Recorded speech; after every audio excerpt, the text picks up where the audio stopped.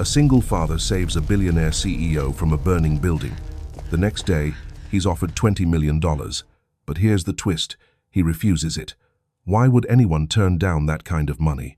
Stay till the end to find out what happens when the past collides with a moment of heroism, and how one act of courage unravels secrets that were meant to stay buried forever. The night sky over Silverpine City glowed orange. Marcus Hale gripped the steering wheel tighter as flames tore through the glass tower ahead, painting the mist in shades of amber and crimson. Beside him, his 10-year-old daughter Lena pressed her face against the window. "Dad, that building's on fire." Marcus's jaw tightened. He'd spent 6 years trying to forget buildings like that. 6 years rebuilding a quiet life in Raven Hollow, fixing heaters and building furniture, raising Lena alone. But instinct doesn't forget. Training doesn't fade. He pulled over. "Stay in the truck, Lena. Lock the doors." "Dad, no. You're not a firefighter anymore. I'll be right back." He was out before she could argue. Sirens wailed in the distance, but they wouldn't arrive in time. Smoke billowed from the 20th floor, thick and black. People scattered on the sidewalk, their faces lit by emergency lights. Marcus pushed through the barricade. A security guard grabbed his arm. "Sir, you can't go in there. Someone's still inside." "I saw her. The fire department's 2 minutes out. She doesn't have 2 minutes." Marcus shook him off and ran toward the entrance. The lobby was chaos, alarms screaming, sprinklers dying, heat pressing down like a weight. He pulled his jacket over his mouth and headed for the stairwell. 17 floors up. The smoke was denser with each step, the air turning to poison. On the 20th floor he found her, a woman in a torn blazer, pinned beneath a collapsed beam, barely conscious. Blood streaked her temple. Her eyes fluttered open as he knelt beside her. "I can't move," she whispered. "You will in a second." Marcus braced his shoulder under the beam, every muscle burning as he lifted. The woman gasped, dragging herself free. He caught her before she collapsed. "Can you walk?" "I don't know." "Then hold on." He pulled her arm over his shoulder and started back toward the stairs. The building groaned around them. Ceiling panels crashed behind them, flames licking through the walls. 15 floors. 12. His lungs screamed. The woman's weight dragged against him, her breathing shallow. "What's your name?" he asked, trying to keep her conscious. "Isabel. Stay with me, Isabel." They hit the lobby as the upper floors began to buckle. Marcus kicked through the exit door and stumbled onto the sidewalk. Paramedics rushed forward, pulling Isabel from his arms. He collapsed onto the curb, coughing smoke, his hands black with soot. Lena was there suddenly, tears streaming down her face. "You're crazy. You're so crazy, Dad." He pulled her close. "I'm okay. I'm okay." Behind them, the building's top floors caved in with a roar that shook the ground. Isabel was loaded into an ambulance, oxygen mask over her face, but her eyes found Marcus through the chaos. She mouthed 2 words before the doors closed. "Thank you." The sun rose slow over Raven Hollow, filtering through the oak trees that surrounded Marcus's farmhouse. He stood at the kitchen counter, making Lena's lunch, trying to ignore the bruises blooming across his ribs. The house was small but warm, filled with Lena's drawings taped to the walls and the smell of fresh coffee. Lena sat at the table, scrolling through her tablet. "Dad, you're all over the news." Marcus didn't look up. "Turn it off. It says you saved Isabel Reese. Like the Isabel Reese. She owns half the buildings in Silverpine." His hands stilled. The name hit him like cold water. Reese. Of course it was Reese. "Lena," I said, "turn it off." She looked at him, confused. "What's wrong?" "Nothing. Just eat your breakfast." But something was wrong.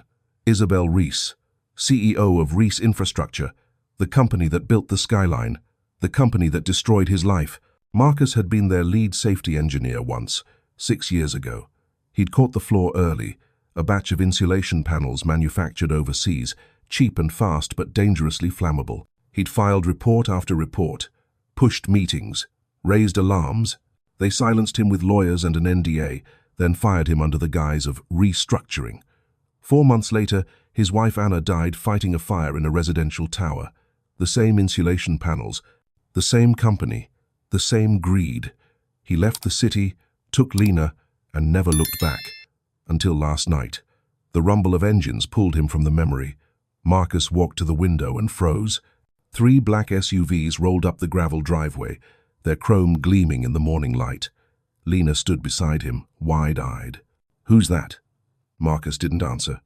The lead SUV stopped, and the back door opened. Isabel Reese stepped out, moving carefully, one hand pressed to her ribs. She wore a black coat, her hair pulled back, a thin bandage above her eyebrow. She looked smaller than she had on TV, more human. 2 men in suits flanked her as she approached the porch. Marcus opened the door before she could knock. "Mr. Hale," she said. Her voice was steady but softer than he expected. "I'm Isabel Reese. I know who you are. May I come in?" He hesitated, then stepped aside. Lena hovered near the stairs, curious. Isabel's gaze swept the room, taking in the modest furniture, the framed photos on the mantel. Her eyes lingered on one in particular, a woman in firefighter gear, smiling, holding a young Lena. "Your wife?" Isabel asked quietly. "Was." She looked away. "I'm sorry." Marcus folded his arms. "Why are you here?" Isabel reached into her coat and pulled out an envelope. She set it on the coffee table. "You saved my life. I wanted to thank you properly." Marcus didn't move. "I don't need thanks. It's $20 million. The number sat between them like a grenade. Lena gasped from the stairs. Marcus's expression didn't change. "Take it back." Isabel blinked. "Mr. Hale, this is more than gratitude. It's compensation. You risked everything for a stranger. I didn't pull you out for a paycheck. Then what did you do it for?" "Because it was right." Silence stretched. Isabel studied him, confused, maybe even impressed. Then her gaze shifted again, landing on something else on the shelf. A burnt manual. Reese Infrastructure Safety Standards, Edition 12. Her face went pale. "You worked for me," she said slowly. Marcus said nothing. "I remember now. You were the engineer. The one who kept filing complaints about the insulation panels." Her voice dropped. "You tried to stop it. I tried. You didn't listen. I wasn't CEO then. My father ran the company. But I should have known. I should have." She stopped, her composure cracking. "That fire, last night, it started because of those panels, didn't it?" Marcus's silence was answer enough. Isabel sank onto the couch, the weight of realization crushing her. "Oh my God." "You should go," Marcus said quietly. "No." She looked up at him, something fierce in her eyes now. "No, I can't just go. If what you're saying is true, if my company caused that fire, caused others, then I need to know. I need to fix it. You can't fix the past, but I can stop it from happening again." She stood, steadier now. "Help me, please." "You know more about this than anyone." Marcus shook his head. "I'm done with your company. I'm done with all of it. Even if more people die." The question hung there, sharp and unforgiving. Marcus felt Lena's eyes on him from the stairs. He thought of Anna, of the tower, of every warning he'd screamed into the void. "I have a daughter to think about," he said finally. Isabel nodded slowly. She picked up the envelope, but instead of taking it with her, she left. Left it on the table. "If you change your mind, call me. The number's inside." She walked to the door, paused. "For what it's worth, Mr. Hale, you were right. About everything." Then she was gone, the SUVs pulling away in a cloud of dust. Lena came downstairs staring at the envelope. "Dad, that's $20 million. "I know. Why didn't you take it?"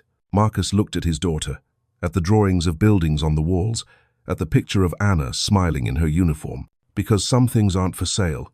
But even as he said it, he knew this wasn't over. The fire wasn't an accident, and neither was Isabel Reese showing up at his door. Something was coming. He could feel it in the ash, still caught in his lungs, in the way Isabel's eyes had gone dark when she saw that manual. The past wasn't buried, it was burning, and this time there was nowhere left to run. By Monday morning, Marcus's face was everywhere. The video of him carrying Isabel out of the burning tower had gone. Viral, shared millions of times across every platform.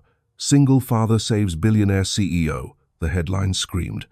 But the comments section told a different story. "Staged for publicity," one read. "No way a random guy just happens to save the richest woman in the state." Another said, He's probably suing her for millions. Classic setup. Marcus ignored his phone, but the damage was already done. That afternoon, Mrs. Chen from 2 farms over cancelled her furnace repair. No explanation, just a terse voicemail. Then the Robertsons pulled their order for custom cabinets. By Wednesday, his workshop was silent. Lena came home from school with red eyes. She dropped her backpack by the door and went straight to her room. Marcus followed, knocked softly. "Talk to me, kiddo. They're saying you're a liar." Her voice was muffled through the door. "That you planned the whole thing to get rich. Sarah told everyone you're a con artist." Marcus closed his eyes. "Open the door, Lena." She did, slowly.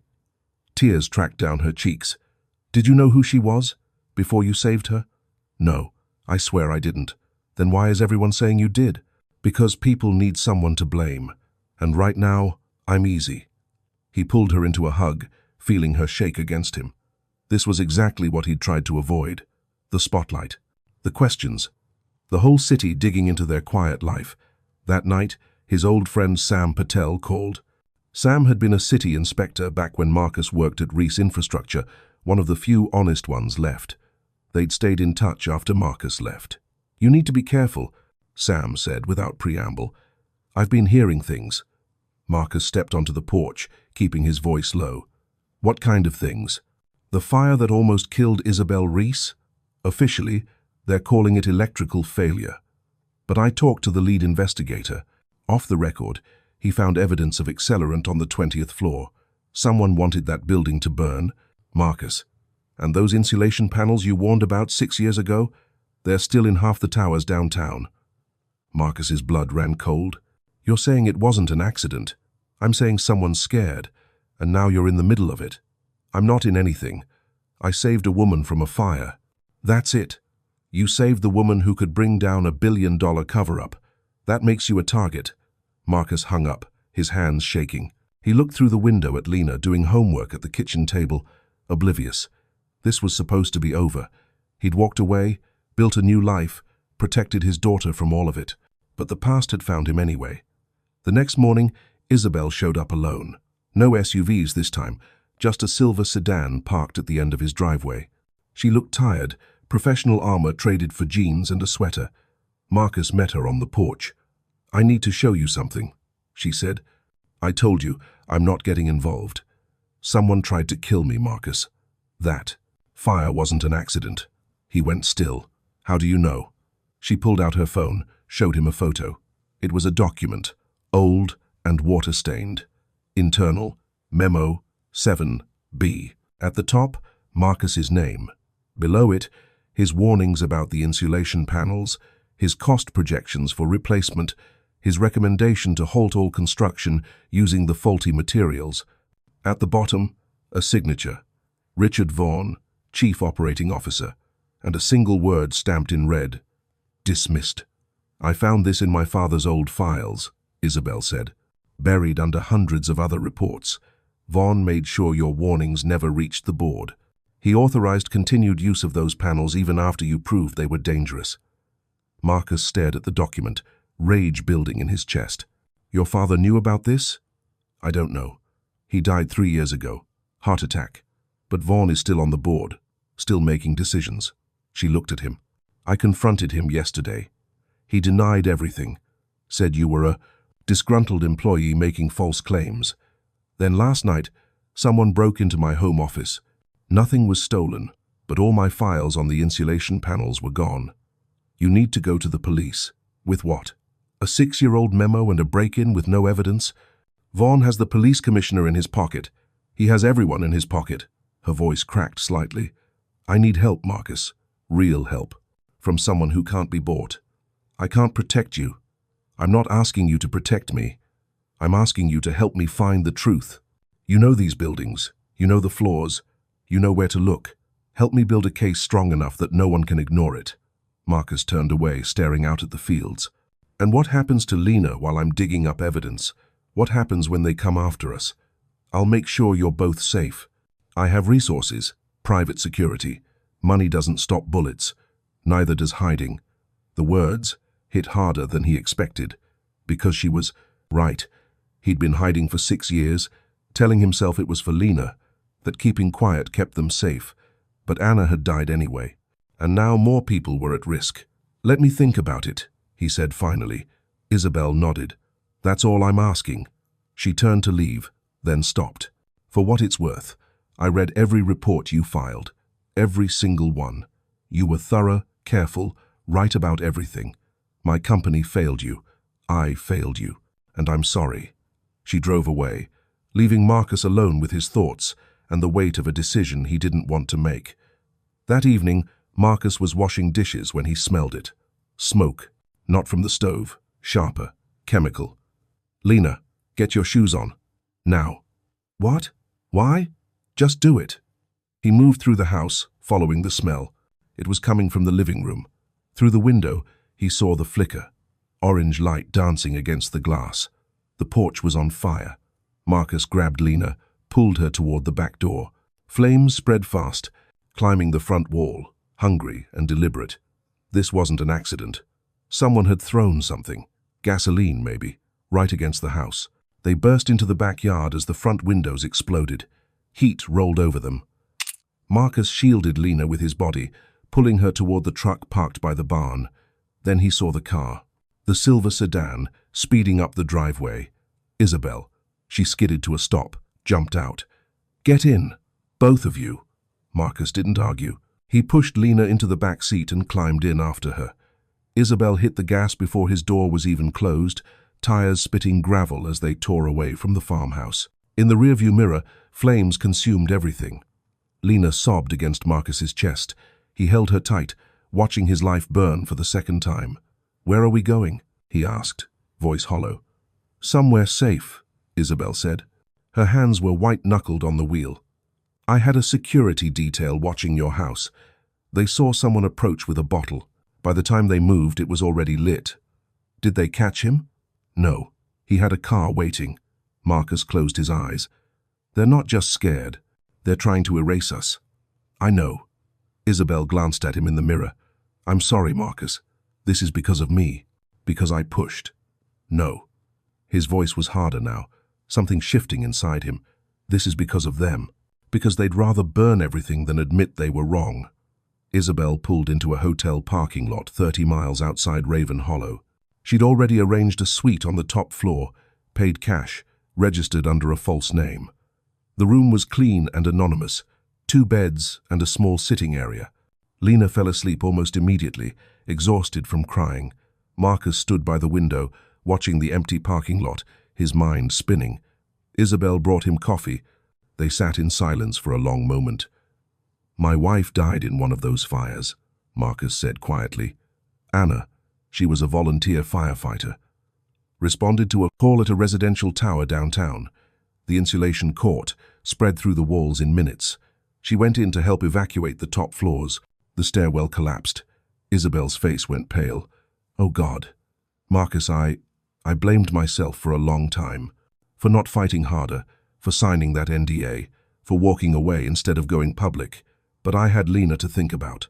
I had to protect her." He looked at Isabel. "Now someone's trying to kill us anyway, so maybe I was wrong. Maybe hiding doesn't protect anyone." Isabel set down her coffee. "What are you saying?" "I'm saying let's finish this, but we do it smart. We find evidence they can't destroy, witnesses they can't silence, and we make sure when it goes public, it can't be buried again." "I know someone who can help," Isabel said. "Dr. Helen Cross. She's an independent structural analyst, one of the best. If we can get her access to the buildings, to the original specs, she can prove the panels are defective." Marcus nodded, slowly. "Vaughn will fight it. He'll use every lawyer, every connection he has. Then we make sure the evidence is airtight, bulletproof." Isabel's eyes hardened. "I'm done protecting my company's reputation. It's time to protect people instead." They spent the next 3 days gathering everything they could. Marcus retrieved backup files from an old laptop he'd hidden in a storage unit, complete with his original safety reports, cost analyses, and correspondence with Reese Infrastructure. Isabel used her access to pull internal documents, shipment records showing where the faulty panels had been installed, inspection reports that had been falsified. Dr. Cross arrived on the 3rd day, a sharp woman in her 50s with steel-gray hair and no-nonsense demeanor. She spread the documents across the hotel room floor like a crime scene. "This is damning," she said. "These panels shouldn't have passed basic safety standards. The fire rating is fraudulent. And according to these shipment logs, they're in 43 buildings across the city." "Can you testify to that?" Isabel asked. "I can do better. I can run independent tests, show exactly how fast these panels ignite, how they spread fire. It'll be incontrovertible." Dr. Cross looked at Marcus. "You tried to stop this years ago." "I tried. Well, now we finish what you started." But even as they built their case, Marcus felt the clock ticking. Vaughn knew they were digging. The fire at the farmhouse proved that. It was only a matter of time before he made another move.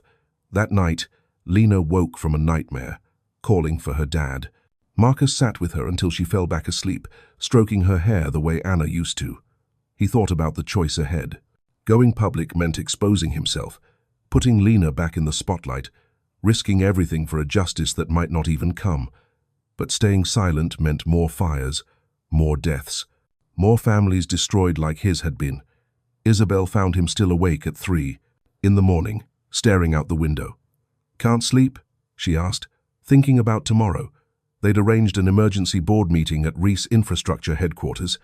Isabel would present the evidence, with Dr. Cross's expert analysis and Marcus as a witness. It was their one shot. "You don't have to be there," Isabel said. "I can present your findings without you." "No." Marcus's voice was firm. "I walked away once. I'm not doing it again. Those board members need to see my face when you show them what they ignored. Vaughn will be there. He'll try to discredit you. Let him try." Isabel smiled slightly. "You're braver than you think, Marcus Hale." "I'm not brave. I'm just tired of running." Dawn came gray and cold. They drove to Silver Pine City in silence. Lena safely left with Sam Patel and his wife. The Reese Infrastructure Tower loomed ahead, glass and steel reaching toward the clouds, beautiful and deadly. Marcus looked up at it and felt Anna's absence like a wound that never healed. But maybe, finally, he could stop the bleeding. "Let's go," he said, and they walked toward the reckoning together. So, the boardroom was all glass and cold light, 20 floors above the city. 12 board members sat around a polished table, their faces a mix of curiosity and irritation. Richard Vaughn sat at the far end, silver-haired and composed, his suit immaculate. He smiled when Isabel walked in, but the smile died when he saw Marcus behind her. "What is this?" Vaughn said. "Miss Reese, we agreed this was a private board meeting." "It is private," Isabel replied, setting her briefcase on the table. "Mr. Hale is my guest. And Dr. Helen Cross is here as an expert witness." Vaughn's jaw tightened. "Witness to what?" "To the truth you've been hiding for 6 years." The room went silent. Isabel connected her laptop to the projector. The first image appeared on the screen, Marcus's original safety report from 6 years ago, stamped with Vaughn's signature and the word "dismissed" in red. In 2019, Marcus Hale, then our lead safety engineer, filed a comprehensive report detailing critical flaws in the ZR7 insulation panels we were using in residential and commercial construction. He proved these panels had fraudulent fire ratings and posed extreme danger in the event of a blaze. His recommendation was immediate replacement across all projects. She clicked to the next slide. This recommendation was dismissed by Richard Vaughn, who authorized continued use of the panels to avoid a costly recall. Over the next 4 years, these panels were installed in 43 buildings across Silver Pine City. Another click. Photos of fires, news headlines, death tolls. The room shifted uncomfortably. 16 fires, Isabel continued, her voice steady. 63 deaths, including Marcus Hale's wife Anna, a firefighter who died trying to save residents from a tower that should never have burned so fast. Vaughn stood abruptly. "This is slander. These allegations are documented," Dr. Cross interrupted, standing. "I've conducted independent testing on samples of the ZR7 panels. They ignite in under 30 seconds when exposed to open flame and produce toxic fumes that incapacitate victims before they can escape. Every single building using these materials is a death trap." She placed a thick binder on the table. "My full analysis is here, along with the original safety tests, that were falsified to get these panels approved. The signatures on those falsified documents trace back to inspectors who received payments from shell companies linked to Reese Infrastructure's procurement division.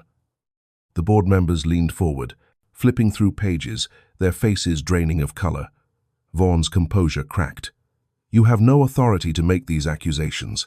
This is a witch hunt orchestrated by a disgruntled former employee who saved my life," Isabel cut in. "3 weeks ago, I nearly died in a fire caused by the very panels Marcus warned us about. The fire that nearly killed me started on the 20th floor of the Meridian Tower, the same floor where accelerant was found. Someone wanted me dead, Richard. Someone who knew I was starting to ask questions. That's absurd." "Is it?" Isabel clicked to another slide. Bank records. Payments from Vaughan's personal accounts to a private security firm. These transfers were made 2 days before the Meridian fire. The same firm that employs the man my security caught on camera throwing a Molotov cocktail at Marcus Hale's home last week. The room erupted. Board members talked over each other, voices rising. Vaughan's face went red. "This is a setup," he shouted. "You're trying to destroy this company to cover your own incompetence." Marcus spoke for the first time, his voice quiet but cutting through the chaos. "I don't care about this company. I care about the people your greed murdered." Every eye turned to him.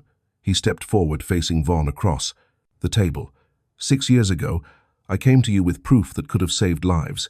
You called me paranoid. You said I was overreacting, that recalls were too expensive, that the risk was acceptable. But it wasn't your wife who burned to death. It wasn't your daughter who grew up without a mother." His voice didn't rise, but the weight of it filled the room. "You knew. You knew people would die, and you decided their lives were worth less than your profit margin. So don't stand there and call this a setup. The only thing being set up here is justice." Vaughan's mouth opened and closed. For the first time, he had no response. One of the board members, an older woman named Patricia Chen, stood. "I move for Richard Vaughan's immediate suspension pending a full investigation, and I move that we cooperate fully with federal authorities." "Seconded," another member said quickly. Vaughan looked around the table, realizing he'd lost. "You're making a mistake, all of you. This company will be destroyed by lawsuits, this company destroyed itself," Isabel said quietly. "We're just finally admitting it." 2 security guards entered the room. Behind them, federal agents in dark suits. Vaughan's face went white as an agent approached him. "Richard Vaughan, you're under arrest for conspiracy to commit fraud, bribery of public officials, and obstruction of justice. You have the right to remain silent." The handcuffs clicked shut. Vaughan's eyes found Marcus as they led him out, full of rage and fear. Marcus watched him go, feeling nothing but tired relief. The boardroom emptied slowly, members whispering, lawyers already being called. Patricia Chen stopped beside Marcus. "I'm sorry," she said, "for what happened to you. To your wife. We should have listened." Marcus nodded but didn't trust himself to speak. When the room was empty except for Isabel, Dr. Cross, and Marcus, the 3 of them stood in silence for a long moment. "What happens now?" Marcus asked. "Now the real work begins," Isabel said. "Full recalls, safety upgrades, victim compensation. It'll take years to fix this." She looked at him. "I'm resigning as CEO effective immediately." Marcus blinked. "What?" "I can't lead a company I helped destroy, even through ignorance. But I'm not walking away. I'm creating a foundation dedicated to fire safety and whistleblower protection, and I want you to run it." "Isabel, I'm not. You're exactly the right person. You understand the science, the stakes, the cost of getting it wrong. You can make sure this never happens again." She paused. "It won't be $20 million, Marcus. But it'll be a salary, benefits, and the resources to do real good. You can work remotely, stay in Raven Hollow with Lena. Build something Anna would be proud of." Marcus felt his throat tighten. He thought of Anna, of her smile in that photograph on their mantel, of the way she'd always believed in doing the right thing no matter the cost. "Okay," he said. "Okay, I'll do it." "Doctor," Cross smiled. "Good, because I'm coming with you. Someone needs to keep the science honest." They left Reese headquarters together, walking out into the afternoon sun. News vans were already gathering, reporters shouting questions. Isabel stopped on the steps and faced the cameras. 6 years ago, this company made a choice that cost 63 people their lives. Today, we're making a different choice. We're choosing accountability over profit, truth over reputation, and people over everything else. My name is Isabel Reese, and I take full responsibility for the failures of this organization. She answered questions for 20 minutes, laying out everything, holding nothing back. Marcus watched from the side, anonymous in the crowd, the way he preferred it. When it was over, Isabel found him by her car. "You didn't have to stay. I wanted to see you do it. Tell the truth, I mean. I learned from the best." She smiled. "Thank you, Marcus, for saving my bride's life, and for saving me from becoming someone I'd hate." "You saved mine too," he said. "After Anna died, I thought the best I could do was survive. You reminded me I could still fight." They shook hands, and Marcus realized this was the beginning of something, not the end. A partnership built on shared loss and the determination to make it mean something. 3 months later, Marcus stood on a stage in downtown Silver Pine City. Behind him, a new building rose against the skyline, modern and clean, with proper safety features built into every floor. Above the entrance, letters carved in stone, the Anna Hale Center for Fire Safety Training. Lena sat in the front row, wearing her mother's firefighter badge pinned to her jacket. Sam and his wife were beside her, along with dozens of firefighters, safety engineers, and survivors of the fires that never should have happened. Isabel spoke first, addressing the crowd and the cameras. "This center represents a promise that we will never again prioritize convenience over safety, profit over people, silence over truth. It's named for a hero who gave her life protecting others, and it's made possible by another hero who refused to let her death be meaningless." She gestured to Marcus. He stepped to the microphone, hands shaking slightly. Public speaking had never been his strength, but this mattered too much to hide. "My wife Anna used to say that every building tells a story. Some tell stories of ambition, of beauty, of human achievement, but the best buildings tell stories of care. They show that someone thought about the people inside, about keeping them safe, about getting them home to their families." His voice steadied. "This center will train the next generation of firefighters and safety engineers.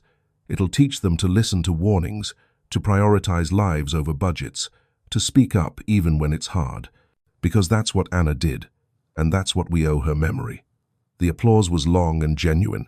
Lena wiped her eyes, smiling through tears. After the ceremony, she ran up and hugged him tight. "Mom would have loved this," she whispered. "Yeah," Marcus said, his own eyes burning. "Yeah, she would have." That evening, as the sun set over Silver Pine City, Marcus and Lena drove back to Raven Hollow.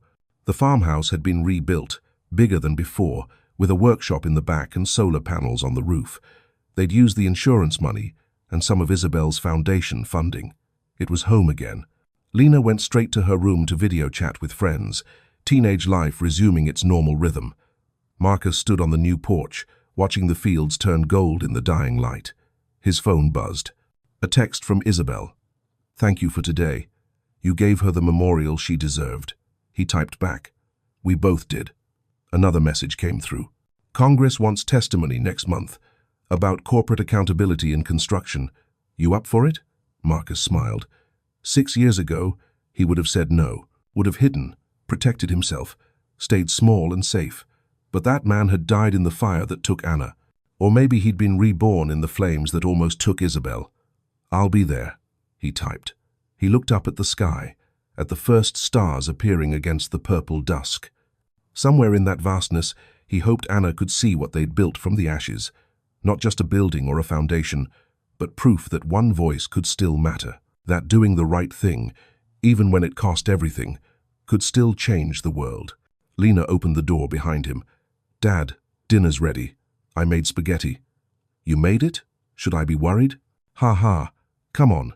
It's actually good." He followed her inside, into the warmth and light, into the ordinary, beautiful moment of being a father again. The fight wasn't over. There would be more testimonies, more battles, more nights when the memories hurt too much to sleep. But there would also be this, Lena's laughter, honest work that mattered, a future built on truth instead of lies. And sometimes, when the weight got too heavy, Marcus would remember Isabel's words in that hotel room. You're braver than you think. Maybe she was right. Or maybe courage was just love refusing to give up.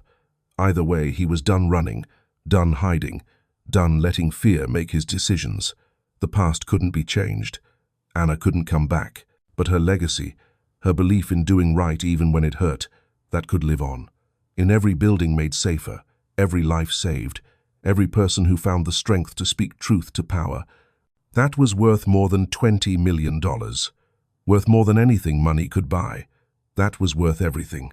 If this story moved you, if it made you think about the power of doing what's right even when it costs everything, do us a favor. Hit that like button, drop a comment telling us what you thought, and subscribe to Humanity's Story for more powerful narratives that remind us what it means to be human. Because stories like Marcus and Anna's need to be told, and voices like yours need to be heard. Until next time, remember, courage isn't the absence of fear. It's love refusing to stay silent.